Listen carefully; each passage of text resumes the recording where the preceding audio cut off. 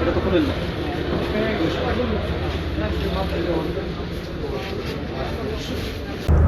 আচ্ছা, আমরা একটি সংবাদের ভিত্তিতে এখানে সন্ধ্যা 7টা নাগাদ এখানে আমরা আসি এবং আমরা খবর পাই যে এখানে অবৈধভাবে তেল মজুত করে রাখা হয়েছে এবং অনেক উচ্চ মূল্যে বিক্রি করা হচ্ছে। আমরা এসে সেটার সত্যতা পাই।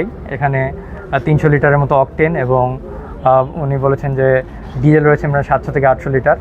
তো আপনারা দেখতেই পাচ্ছেন এই যে এখানে সবগুলো মজুত করা আছে এবং এনাদের এই যে এটার মজুদের কোনো ধরনের অনুমোদন নেই, কোনো ধরনের বিক্রি করার লাইসেন্সও নেই। এগুলো হচ্ছে পুরোটাই অবৈধভাবে বিক্রি করছেন এবং পুরোটাই অবৈধভাবে মজুত করে রেখেছেন।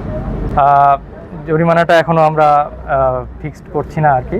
আমরা যে অবৈধ মালামাল পেয়েছি সেটা আগে আমরা হচ্ছে জব্দ করে বিক্রয় করে দিব, তারপরে হচ্ছে এই টাকাটি সরকারি কোষাগারে জমা দিব। তারপরে হচ্ছে ওনার মোবাইল কোর্টে যে আইনে বিচার হয় বা জরিমানা হয় বা কারাদণ্ড হয় সেটা ফাইনাল করবো। এখন আমরা ফাইনাল রায় দিচ্ছি না। তেলের জন্য পাম্পে তদারকি কার্যক্রম চলমান রয়েছে। তারপরে হলো আপনার মহাসড়কগুলোতেও দেখা হচ্ছে যে কোনো ধরনের অনিয়ম চলছে কিনা।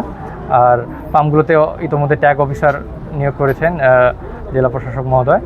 তো মনিটরিং কার্যক্রম চলমান রয়েছে জেলা প্রশাসন, পুলিশ, র্যাব সব বাহিনীরই।